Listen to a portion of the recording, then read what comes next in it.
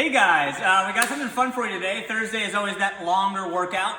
It's only 2 pieces this week, and we are including the bench press. So this is not something we do often in CrossFit, let alone the last few months. So this should be fun for you guys. So I'll talk about each one. We'll talk about logistics, talk about scaling.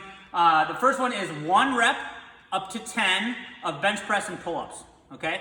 So because of the social distancing, sharing bars, we're not going to be using spotters. The coach can help you if needed, but ideally this is going to be a weight that you are very comfortable and confident with.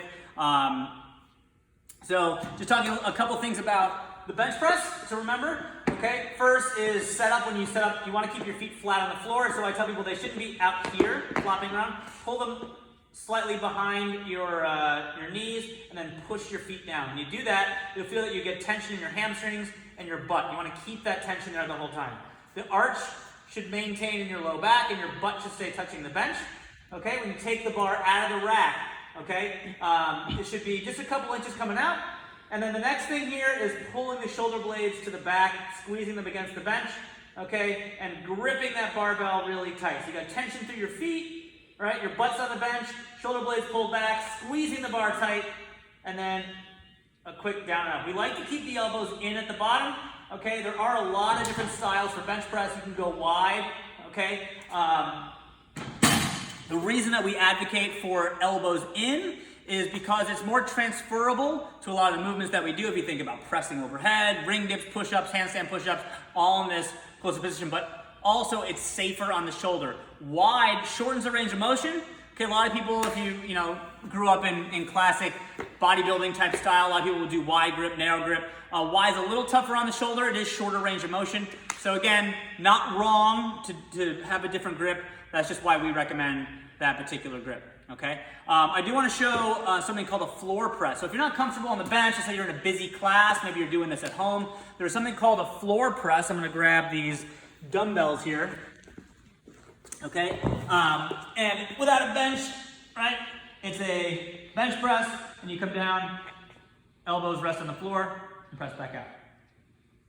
Okay, so a little bit less range of motion. You want to pause for a quick sec on the floor. Okay, you're not bouncing, off the floor, right? You want to be safe. You got to control that lowering. Quick second, quick pause, press back up.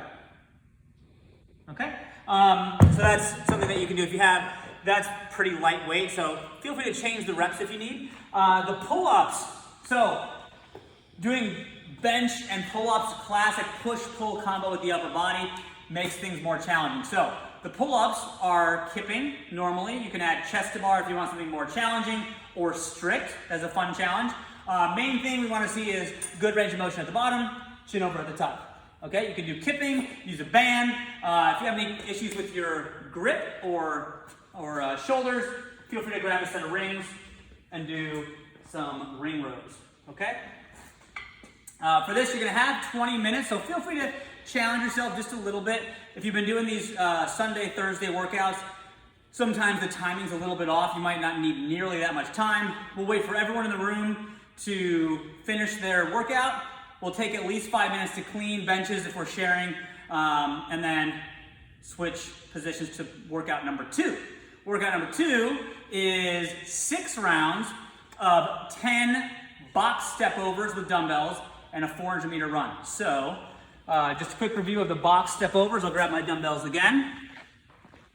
All right, so box step overs, holding 2 dumbbells. When you stand up on the box, you do not have to stand up all the way. Just get to the other side. So quick little trick, if you push the dumbbells out in front of you, they pull you up on the box. Okay, as I come off, what I'm gonna look to do is find a rhythm for how I turn around. So if I go straight off the other side, it's gonna pull me away from the box. See how far I am, right?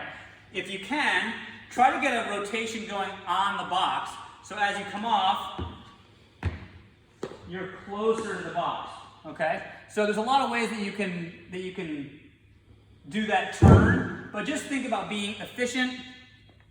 It's only 10, so try to get 10 in a row if you can, but you're coupling that with a 400-meter run, so this is going to be winding. It's not going to be a lot here on the run for 6 rounds, all right? Feel free to lower the run distance down if you need, but that's our 2 separate workouts. Have fun with it. See you tomorrow.